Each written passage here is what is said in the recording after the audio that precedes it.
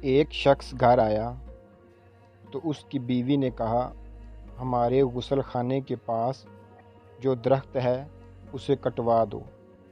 میری غیرت گوارا نہیں کرتی کہ جب غسل کر رہی ہوں تو پرندوں کی نظر مجھ پر پڑے۔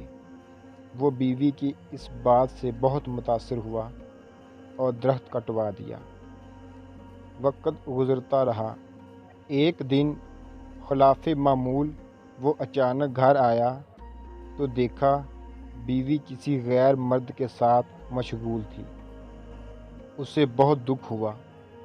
وہ اپنا گھر بار چھوڑ کر بغداد چلا گیا اور وہاں اپنا کاروبار شروع کیا۔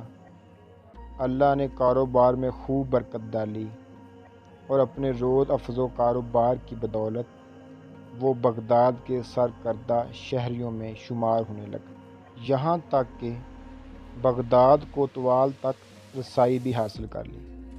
ایک دن کوتوال کے گھر چوری ہو گئی۔ پولیس نے مجرم کا سراغ لگانے اور پکڑنے کی بہت کوشش کی لیکن ناکام رہی۔ اس شخص نے دیکھا کہ ایک شیخ کا کوتوال کے گھر آنا جانا ہے اور کوتوال ان کی بے حد تعظیم کرتا ہے، لیکن ایک بات اس کی سمجھ میں نہیں آتی تھی کہ شیخ آدھے پاؤں پر چلتے ہیں، پورا پاؤں زمین پر کیوں نہیں رکھتے۔ اس نے کسی سے وجہ پوچھی تو اسے بتایا گیا یہ پورا پاؤں زمین پر اس لیے نہیں رکھتے کہ کہیں کیڑے مکوڑے نہ کچلے جائیں۔ وہ شخص فوراً کوتوال کے پاس گیا اور اسے کہا، جان کی امان ہو تو عرض ہے کہ آپ کی چوری اسی شیخ نے کی ہے۔ جب تحقیق کی گئی تو مال مسروقہ اسی شیخ سے برآمد ہوا۔ کوتوال نے حیرانی سے کہا، ہم نے تو کبھی نہ سوچا تھا کہ یہ شیخ بھی ایسا کر سکتا ہے، تمہیں کیسے معلوم ہوا؟ اس شخص نے کہا، میرے گھر میں ایک درخت تھا جس نے مجھے نصیحت کی تھی، جو لوگ ضرورت سے زیادہ نیک نظر آنے کی کوشش کرتے ہیں وہ عموماً نیک نہیں ہوتے۔